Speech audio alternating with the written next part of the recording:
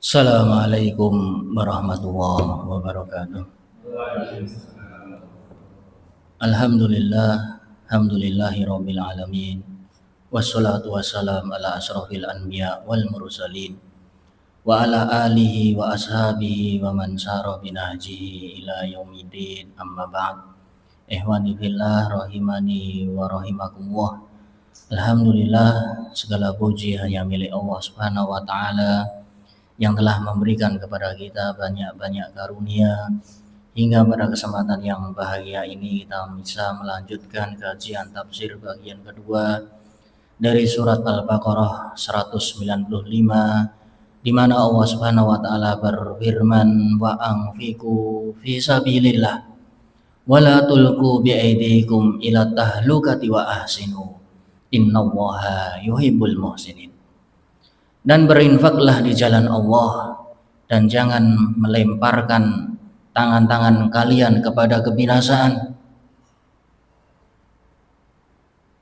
Wa ahsinu, dan berbuat ihsanlah, berbuat baiklah. Sesungguhnya Allah bersama orang-orang yang berbuat baik. Ayat ini ya berbicara tentang berinfak di dalam jihad, berperang. Ayat-ayat sebelumnya menjelaskan tentang perang, maka ayat ini berbicara beberapa poin. Yang pertama adalah berinfak, kemudian yang kedua tidak melakukan sesuatu yang berbahaya di dalam perang, yaitu melemparkan ke dalam kebinasaan. Kemudian yang ketiga, perintah untuk berbuat ihsan di dalam perang. Tiga hal ini ya kaitannya dengan fisabilillah, perang di jalan Allah.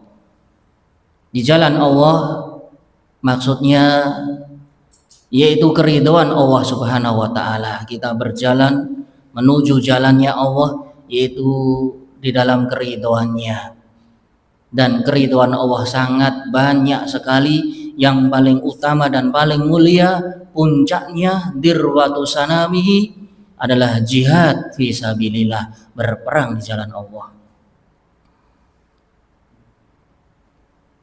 Ketika Allah Subhanahu wa taala memerintahkan kaum muslimin untuk berperang, memerangi musuh-musuh mereka, maka di sini Allah memerintahkan untuk berinfak.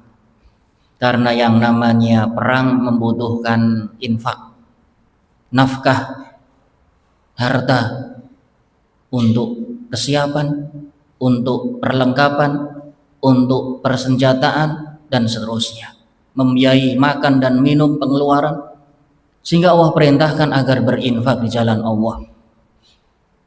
Karena kalau berjuang, berperang tanpa ada nafkah, hanya mengandalkan keimanan, saya beriman kepada Allah, keimanan kita bulat, ya kita yakin berperang di jalan Allah dan pasti Allah menangkan, ini adalah anggapan yang keliru. Ketika berbuat sesuatu selain membutuhkan keimanan yang kuat, yang kokoh, keimanan yang benar, maka harus ada usaha, ikhtiar. Dan di antara ikhtiar dalam berperang adalah berinfak. Perintah infak ini bukan hanya ditujukan kepada mujahidun, orang-orang yang berperang, namun seluruh kaum muslimin yang turut perang dan orang-orang yang tidak ikut serta berperang wajib mendukung, wajib berinfak fisabilillah. Adapun yang berperang, ya dia menafkahi diri sendiri, membawa perlengkapan perang, membiayai dirinya, dan membantu yang lainnya bila mana tidak mampu. Sebagian berangkat hanya dengan badan saja, tidak memiliki senjata, maka wajib untuk berinfak yang lainnya. Bila memiliki 2 senjata, 3 senjata, berikan senjata tersebut pada yang tidak memiliki. Kalau ya sudah cukup, maka tetap wajib untuk kaum muslimin yang lainnya mendukungnya dan membantunya serta menyokongnya sebagai bentuk solidar, Karena yang namanya peperangan membutuhkan dana yang luar biasa, terlebih menyerbu. Ya, yang namanya ngeluruk, pergi, menyerbu tempat asing membutuhkan perjalanan. Dan perjalanan tersebut membutuhkan perlengkapan. Ya makannya, ya persenjataannya, kendaraannya. Orang berperang ya berjalan kaki. Orang berperang memakai kendaraan. Maka di dalam sunnah Nabi alaihi salatu wassalam, Rasul memerintahkan orang-orang yang berjalan kaki agar menumpang kepada yang lainnya. Yang memiliki kendaraan memberikan tumpangan kepada orang-orang yang berjalan kaki. Ini bentuk dari infak fisabilillah. Mengapa Allah memerintahkan ya berinfak setelah perintah jihad? Karena terkadang mereka meremehkan persiapan ketika menghadapi musuh. Ya, orang hanya percaya takdir saya menang. Kita melawan orang kafir, niscaya orang kafir kalah. Allah akan menolong kita, Allah akan menolong orang yang beriman, Allah membersamai orang yang bertakwa. Sedangkan mereka orang tidak bertakwa. Ini adalah tawakal yang keliru. Ini adalah prasangka yang salah. Karena yang namanya perbuatan harus dibarengi dengan usaha. Oleh karena itu, ya Allah Subhanahu wa taala berfirman, ketahuilah bahwasanya Allah bersama orang yang bertakwa. Membersamai orang yang bertakwa bukan hanya secara keimanan saja, namun dibutuhkan pula usaha. Kemudian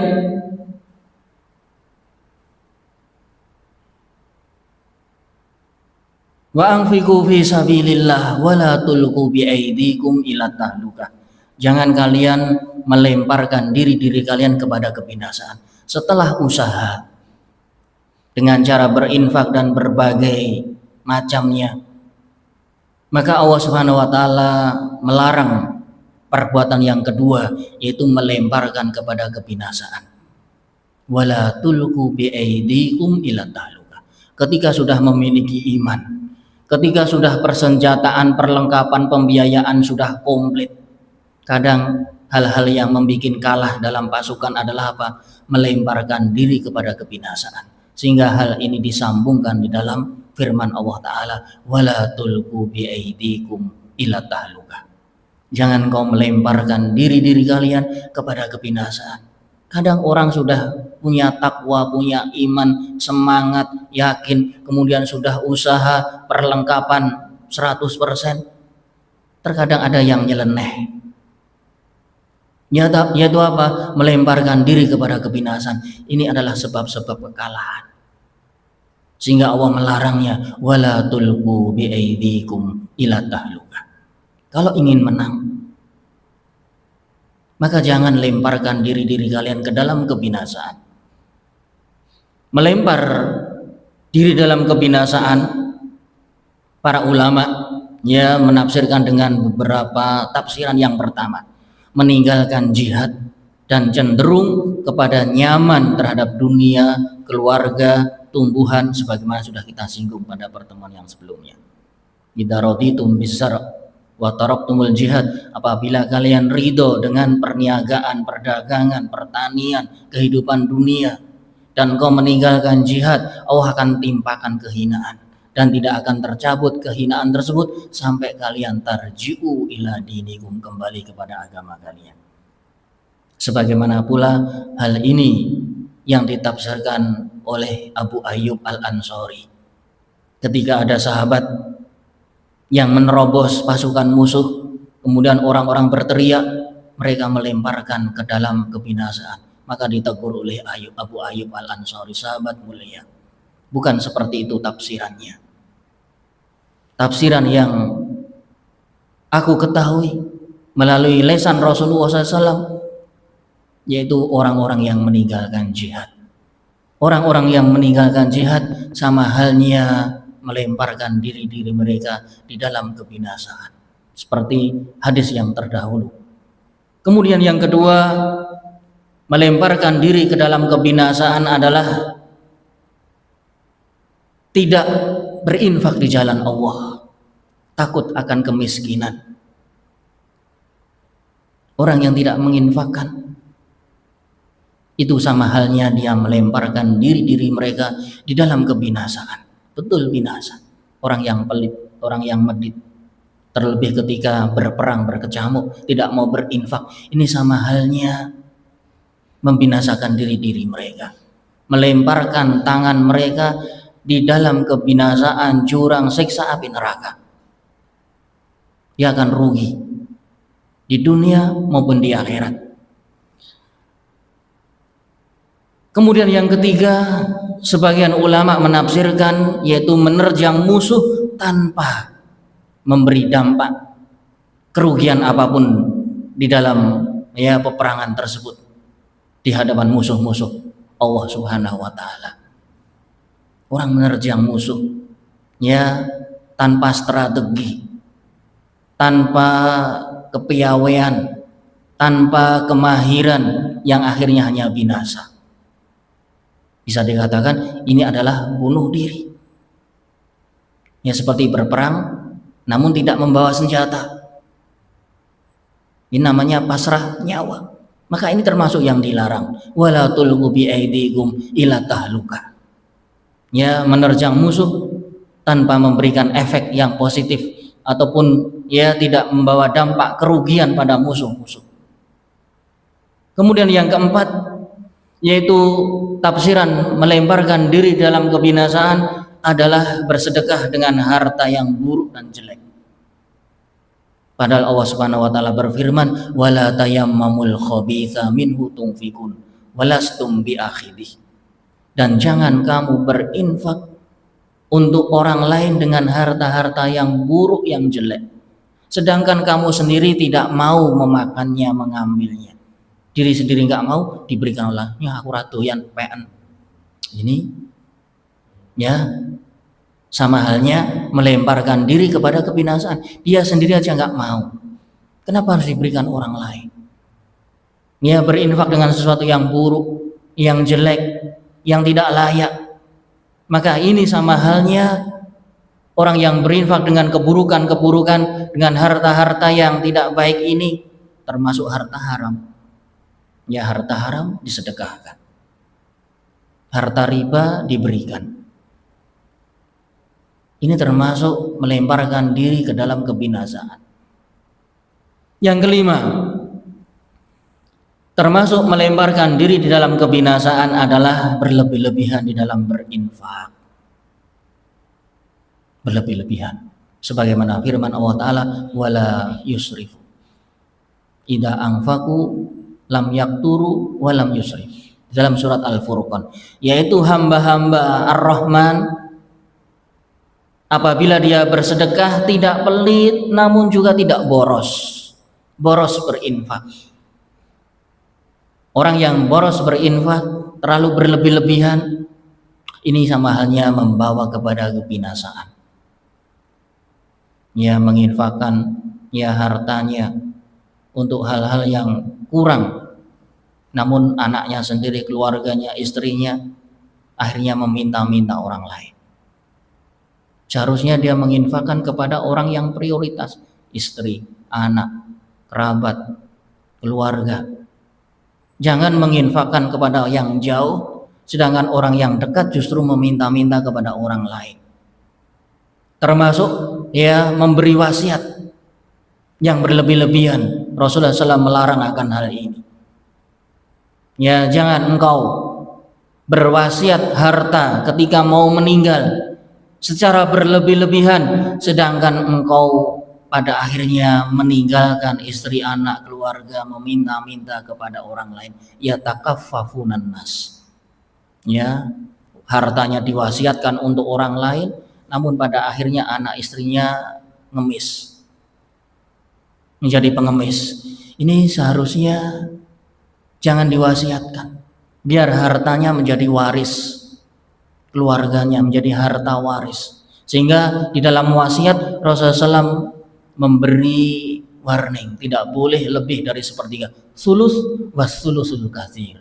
Sepertiga, dan sepertiga itu sudah paling besar ketika berwasiat. Tidak boleh mewasiatkan seluruh hartanya, separuh hartanya, sebagaimana sahabat bertanya, wahai Rasulullah, bolehkah aku mewasiatkan seluruh harta saya sebelum mati? Tidak boleh. Separuh, sepertiganya tidak boleh.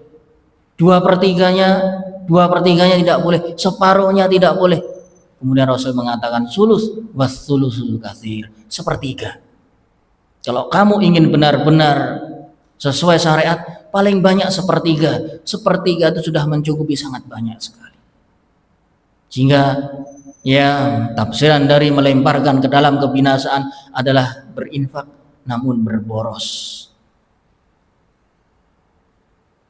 Kemudian yang berikutnya, yang keenam adalah tenggelam di dalam kemaksiatan. Orang yang tenggelam di dalam kemaksiatan sama halnya melemparkan diri di dalam kebinasaan, sebagaimana yang diuraikan oleh tafsir Ibnu Katsir membawa riwayat. Riwayat tersebut dikatakan yaitu orang-orang yang melakukan dosa. Orang-orang yang berbuat dosa kemudian tidak mau bertaubat, itu sama halnya membinasakan diri sendiri. Seseorang melakukan dosa kemudian dia tidak mau bertobat, maka orang tersebut sama halnya membinasakan diri sendiri. Di dalam athar, di dalam hadis, ya ketika seorang melakukan dosa kemudian bertobat, kemudian melakukan dosa kemudian bertobat sampai terulang-ulang, bertanya kepada Rasulullah, "Wahai Rasulullah, aku telah mengulang-ulang banyak-banyak dosa. Apakah taubat masih terbuka untukku? Jikalau engkau berbuat dosa banyak, maka taubat Allah jauh lebih banyak. Allah Maha Penerima taubat. Yaqbalu taubata an ibadihi wa ya'fu anis sayyi'at." Dialah Allah, Tuhan, yang menerima taubat dari hambanya dan mengampuni dosa-dosanya. Maka jangan pernah khawatir ketika berbuat dosa, ya enggan bertobat, salah.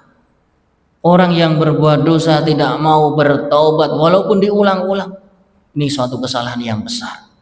Namun ketika berdosa, bertobat sampai ya kita capek bertobat, sesungguhnya Allah tidak akan pernah capek menerima taubat hamba. Innallaha la yamil hatta tamilu. Sesungguhnya Allah tidak merasa bosan. Tidak bosan sampai kamu sendiri yang bosan. Bosan apa? Bertaubat salah besar. Orang yang bosan bertaubat, maka hakikatnya membinasakan diri dalam kebinasaan. Kemudian yang ketujuh adalah berputus asa dari taubat. Berputus asa dari taubat. Allah Subhanahu wa taala berfirman, "Qul ya ibadiyalladzina asrafu ala anfusikum la taqnatu mir rahmatillah." Wahai orang-orang yang pendosa, jangan pernah berputus asa dari dosa. Jangan berputus asa. La tusrifu ala anfusikum. Jangan engkau berputus asa. Innahu huwa yaghfirud dzunuba jami'ah. Dialah yang mengampuni dosa seluruhnya. Dosa kecil, dosa besar, dosa syirik, Allah akan mengampuni bila dengan taubat. Yang kedelapan, sebagian ahli tafsir menafsirkan melemparkan diri di dalam kebinasaan adalah berangkat jihad dengan tanpa bekal dan senjata. Ini akan merepotkan orang lain. Berangkat jihad namun dengan fisik saja. Lah terus mangane kok piye? Njaluk uang. Lah terus perlengkapannya persenjataan bagaimana? Jilih wong. Nah, ini menyusahkan. Maka di dalam ya hadis yang terdahulu kita sudah sebutkan, ada orang Badui ketika mau umrah qadha, dia datang, "Wahai Rasulullah, apa yang perlu dipersiapkan untuk melakukan haji ini? Aku tidak memiliki bekal apapun." Maka turun ayat ini, "Wa anfiqu fi sabilillah wala tulqu bi aidikum ila tahlukah. Dan berinfaklah. Kamu mau perang, infak. Jangan melemparkan diri ke dalam kebinasaan dengan berangkat tanpa modal, tanpa biaya, nggak bisa makan, nggak punya senjata. Lalu terus bagaimana? Maka minimal dia mempersenjatai walaupun minim. Mempersenjatai, dia membawa bekal walaupun minim. Harus berinfak. Karena kalau tidak berinfak sama halnya membinasakan diri.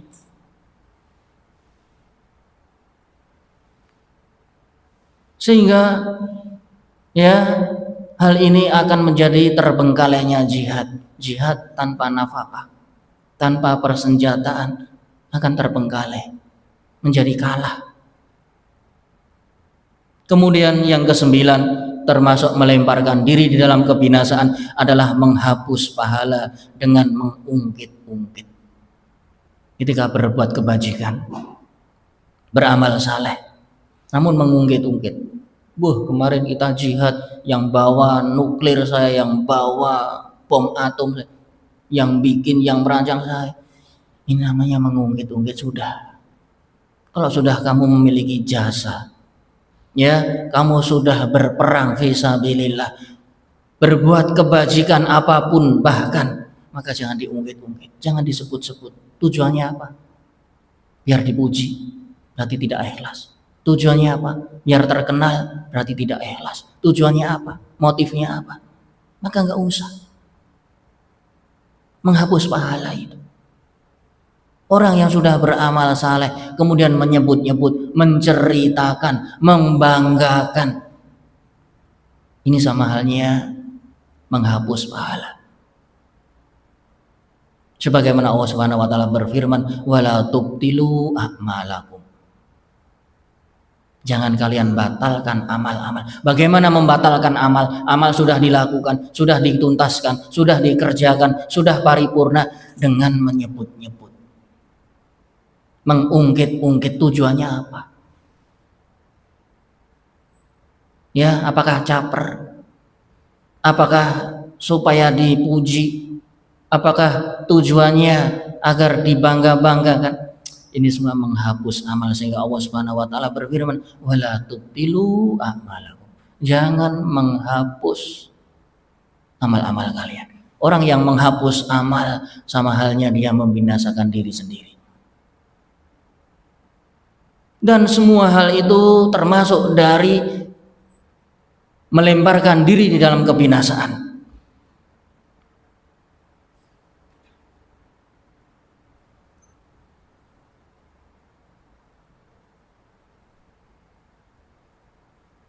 Kemudian Allah Subhanahu wa taala berfirman di akhir ayat, wa ahsinu, dan berbuat ihsanlah. Ya, secara singkat, wa ahsinu, berbuat ihsanlah. Berbuat baik, berbuat ihsan. Ihsan adalah berbuat baik. Dan pahala bagi orang-orang yang berbuat baik adalah surga, dan ada tambahannya, lilladina ahsanu al-husna wa ziyadah. Sebagaimana sudah kita bahas, orang-orang yang berbuat kebaikan, balasan mereka al-husna. Apa itu al-husna? Yaitu surga, wa ziyadah, dan ada tambahannya. Apa itu? Apa itu tambahannya? Melihat wajah Allah Subhanahu wa taala. Maka orang yang berbuat ihsan pahalanya luar biasa. Bagi orang-orang yang berbuat baik, yang namanya baik dibutuhkan kapanpun, dimanapun. Berbuat baik untuk diri sendiri, berbuat baik untuk orang lain, untuk makhluk, termasuk berbuat baik kepada Allah, berbuat baik ketika beribadah. Ibadah kita baguskan, sholat kita baguskan. Jangan asal-asalan, jangan hanya gerakan hampa, jangan hanya bacaan-bacaan yang tidak dimaknai artinya. Allahu Akbar apa artinya? Nggak tahu. Subhana malikil, ya, Kudus, Subhana Rabbiyal Azim, Rabbana walakal hamdu. Apa artinya? Nggak tahu. Kamu harus perbagus ibadahmu terhadap Allah.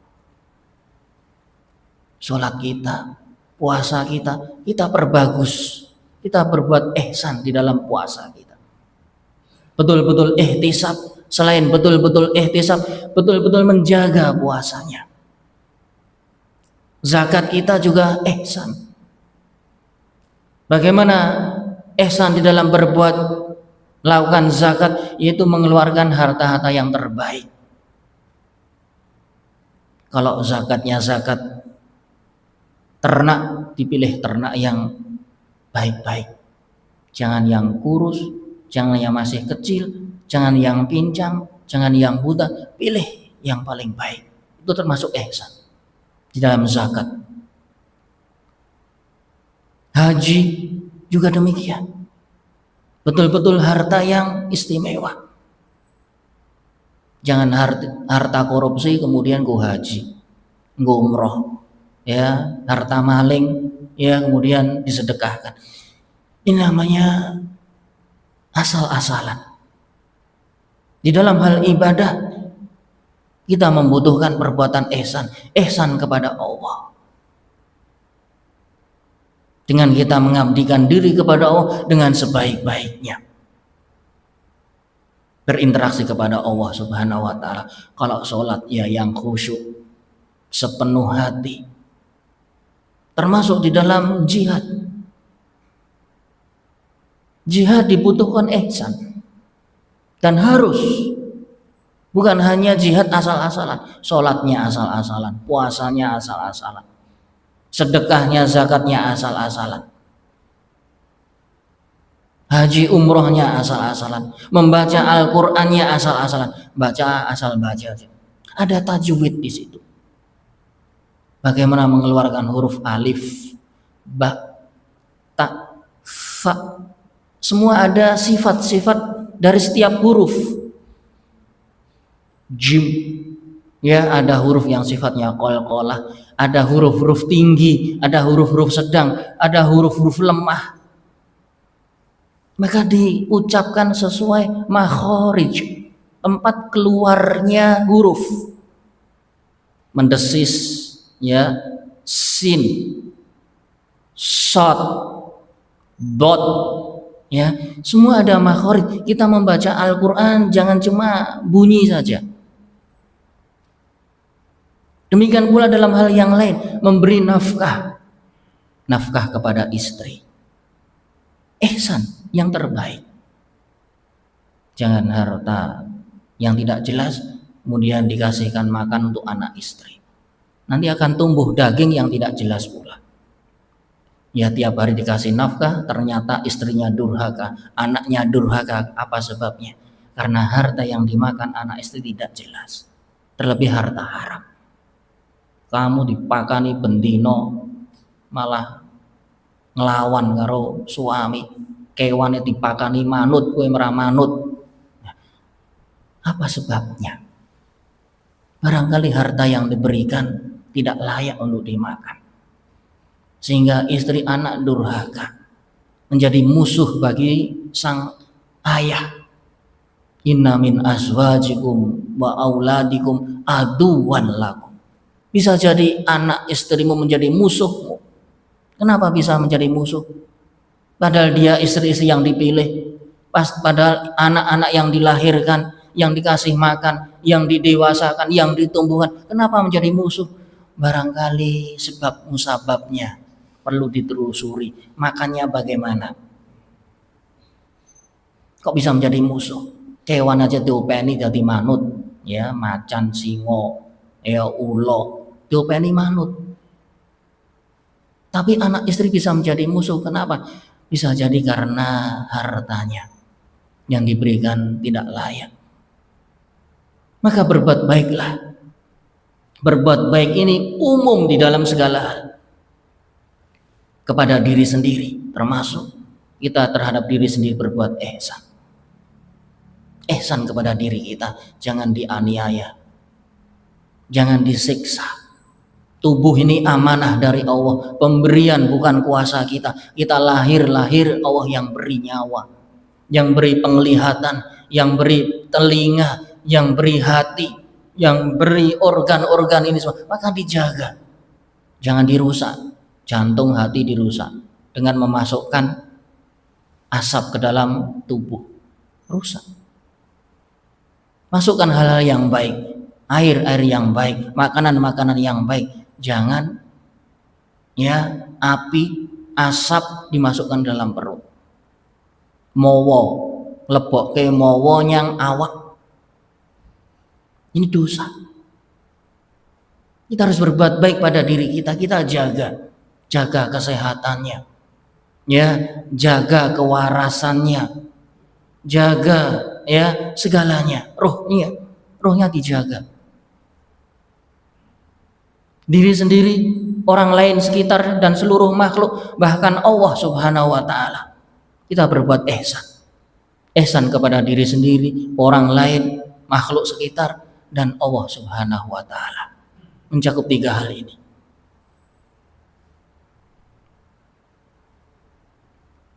Sebagian yang lain,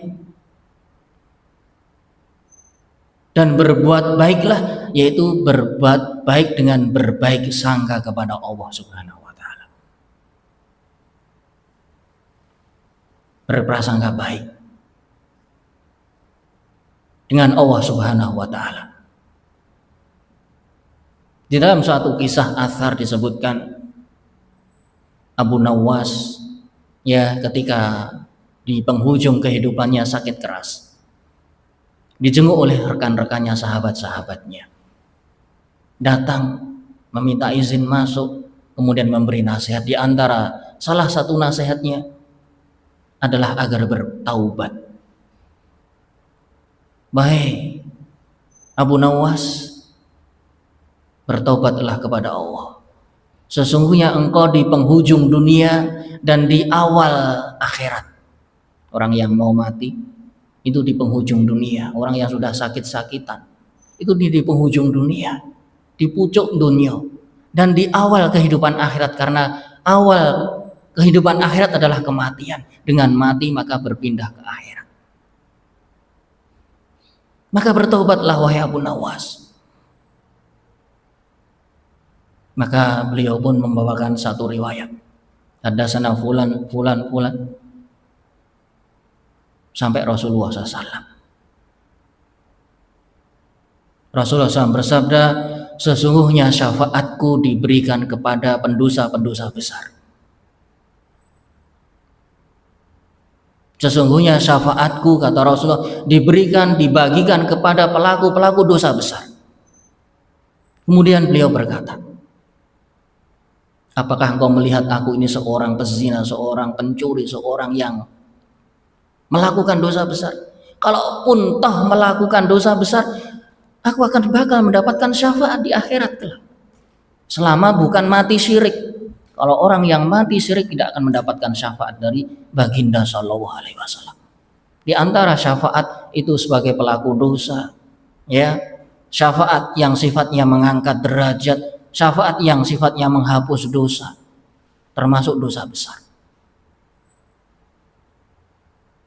Maka apakah engkau mengira aku ini ya seorang pendosa besar sehingga berputus asa dari syafaat Nabi alaihi salatu wassalam? Kemudian beliau membawakan riwayat yang lain, menyebutkan hadatsana fulan sampai Rasulullah SAW menyebutkan kisah. Sesungguhnya ada 2 orang dimasukkan oleh Allah ke dalam neraka jahanam. Kemudian 2 orang ini setelah masuk dalam neraka jahanam dikeluarkan. Setelah dikeluarkan, Allah perintahkan, masuklah kau berdua ke dalam neraka kembali. Kemudian 2 orang tersebut menoleh kepada yang rekan satunya. Kemudian Allah pun berfirman, apa yang ada di hatimu, wahai hamba, wahai ya Allah, Ini tidak sesuai dengan prasangkaku kepadamu. Ini tidak seperti prasangka baikku kepada Engkau, wahai Tuhan yang Maha Kuasa. Apa prasangkamu? Aku memiliki prasangka bahwasanya ketika aku dimasukkan ke dalam neraka kemudian dikeluarkan, maka tidak akan dimasukkan kedua kali ke dalam neraka. Maka Allah pun mengatakan, masuklah ke dalam surga. Engkau tidak akan masuk ke neraka dua kali. Ini wujud dari prasangka baik kepada Allah Subhanahu wa taala. Ya, penghuni neraka, dan kenyataannya demikian. Di dalam hadis syafaat, dikeluarkan dari siksa api neraka yang sudah dibakar di dalam neraka jahanam sampai seluruh tubuhnya hangus, yang tersisa hanya jidatnya yang hitam. Kemudian dimasukkan dalam Nahrul Hayah, sungai kehidupan, di dalam surga. Kemudian tumbuh kembali.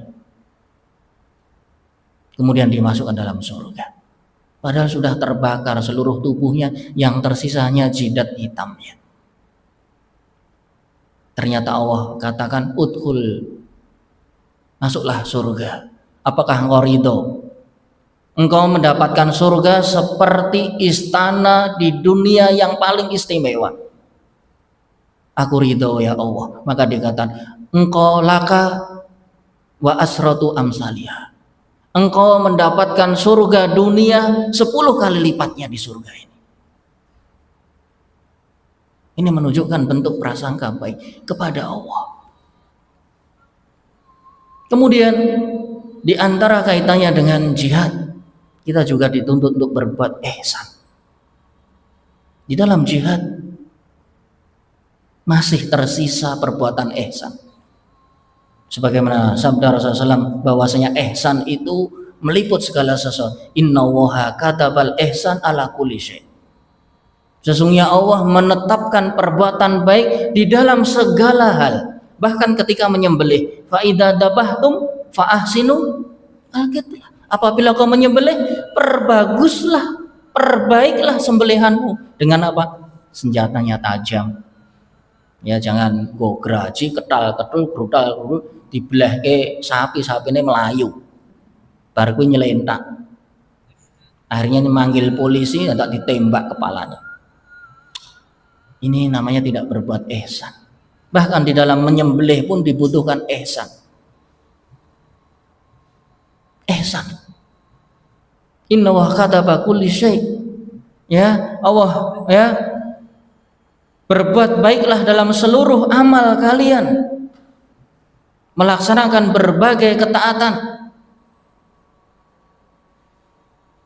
Dan termasuk pula berjihadlah di jalan Allah. Karena orang yang berbuat jihad adalah orang-orang yang termasuk berbuat ihsan. Betul, berbuat jihad, melakukan peperangan adalah termasuk perbuatan ihsan. Bahkan ihsan yang tertinggi, dirwatu sanami. Dan di dalam peperangan ada rambu-rambu peperangan. Tidak dibolehkan membunuh anak kecil, orang tua, para wanita, para biara, pendeta-pendeta, tidak boleh dibunuh mereka. Yang diperangi, yang dibunuh hanya orang-orang yang memerangi. Waqatilu fi sabilillahi alladziina yuqatilunakum. Sebagaimana ayat ini telah lalu. Dan perangilah di jalan Allah siapa? Orang-orang yang memerangi kalian. Wanita tidak memerangi jangan dibunuh. Anak kecil jangan dibunuh. Orang-orang tua jangan dibunuh. Ya, para pendeta jangan dibunuh. Alladzina yuqatilunakum, hanya terbatas orang-orang yang memerangi kalian, yang menyerang kalian. Kalau mereka tidak menyerang, biarkan. Jangan dibunuh. Termasuk berbuat ihsan di dalam peperangan, tidak boleh merusak rumah, tempat tinggal, pohon-pohon yang rindang, tanaman-tanaman yang sedang berbuah, yang berbunga, yang sedang hijau, dilarang untuk dirusak. Wis babati kabeh. Ini namanya dendam, ini namanya nafsu. Wis hancur kae wae, wis dibom wae, rusak semua. Maka perang zaman sekarang tidak sesuai syar'i. menghanguskan seluruhnya. Orang yang tidak ikut perang kena imbasnya. Rumah hancur, gedung hancur, sawah, sumur, air, listrik mati semua. Anak kecil yang sedang tidur di rumah mati, terbakar. Tidak boleh membakar.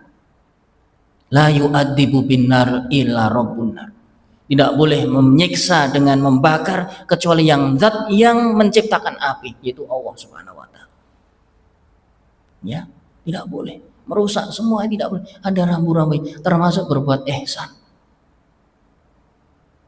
Ini semua ya dikarenakan innallaha yuhibbul muhsinin. Allah mencintai. Cinta. Ujung dari ini semua apa toh? Kita meraih kecintaan, perang, berinfak, tidak membinasakan diri, berbuat baik. Tujuannya apa? Mendapatkan kecintaan. Mendapatkan kecintaan Allah Subhanahu wa taala. Tujuan sholat kita apa? Tujuan jihad kita apa? Tujuan infak kita apa? Menjaga diri kita tujuannya apa? Termasuk berbuat ihsan kepada Allah, kepada makhluk, kepada diri, kepada orang lain, kepada makhluk. Termasuk ihsan di dalam berperang tujuannya apa? Meraih ridho Allah. Innallaha yuhibbu al-muhsinin. Allah mencintai orang-orang yang ihsan. Kalau orang sudah mendapatkan cinta Allah, sudah segalanya. Dunia lancar, apalagi akhirat. Bisa masuk surga tanpa hisab, tanpa ditimbang, tanpa aral melintang. Kenapa? Karena Allah cinta. Orang yang dicintai Allah, kekasih Allah, aulia Allah, memiliki kedudukan yang tinggi. Ya, maka segala hal-hal ini, berjihad, berinfak, menjaga diri dari kebinasaan, termasuk berbuat ihsan, tujuannya apa? Bermuara pada innallaha yuhibbul muhsinin. Sesungguhnya Allah mencintai orang-orang yang berbuat ihsan. Bila kita mendapatkan cinta Allah, itu segalanya. Kita pengajian, kita jauh kerengkengan dari rumah, datang ke masjid ngaji, mendapatkan tujuannya mendapatkan cinta Allah. Kalau Allah mencintai kita, kalau kita menjadi kekasih Allah, menjadi walinya Allah, maka itu luar biasa. Maka tujuannya adalah cintanya Allah Subhanahu wa taala. Ini yang sulit. Ini yang sulit didapat. Kenapa orang kafir? Kenapa orang kafir disiksa? Karena mendapatkan murka Allah Subhanahu wa taala. Kenapa orang mukmin dimasukkan dalam surga? Kenapa mereka diberi pahala? Kenapa mereka dimudahkan di dunia, dimudahkan di akhirat? Mendapatkan kecintaan Allah Subhanahu wa taala sebagai kekasih Allah, aulia Allah. Ala inna aulia Allah la khaufun alaihim walahum yahzanun alladzina amanu wa kanu yattaqun. Ketahuilah bahwasanya kekasih Allah mereka tidak pernah takut, juga tidak pernah sedih. Takut akan masa datang, sedih akan yang telah berlalu. Yang berlalu ya hanya tinggal kenangan sehingga menjadi sedih. Kalau kekasih Allah itu tidak terkena hal ini, tidak akan takut akan hal-hal yang akan datang. Kok piye mangan pora, duitnya cukup apa ora, rezekine piye, sesuk iso mangan apa ora. La khaufun, tidak takut untuk hal-hal yang akan datang. Wala yahzanun, juga tidak sedih yang sudah ya sudah, taubat. Ya Allah, aku bertaubat kepadamu. Orang bertaubat tenang hatinya. Beda kalau orang yang tidak pernah taubat. Yang maling ya dia kehantui harta malingan tersebut. Yang membunuh dia juga takut hatinya, kehantui akan nyawa-nyawa yang seolah-olah ingin membalas dendam. Dia tidak tenang. Sedih dia. Ya, kesedihan itu kenapa terjadi? Karena berbuat kemaksiatan. Jadi sedih. Maka orang yang mukmin bertakwa, dia tidak sedih dan tidak takut. Alladzina amanu, orang-orang yang beriman dan mereka bertakwa. Iman dan takwa. Iman dan takwa selalu digabungkan dalam ayat. Dan orang yang beriman, orang yang bertakwa, dia tidak takut dan tidak sedih. Inilah hakikatnya orang yang mendapatkan kecintaan Allah, aulia Allah. Semoga kita tergolong ya menjadi kekasih-kekasih Allah, aulia Allah yang tidak pernah takut di dunia, juga tidak sedih akan yang akan ya terdahulu. Subhana wa bihamdika asyhadu an la ilaha illa anta astaghfiruka wa atubu ilaik. Assalamualaikum warahmatullahi wabarakatuh.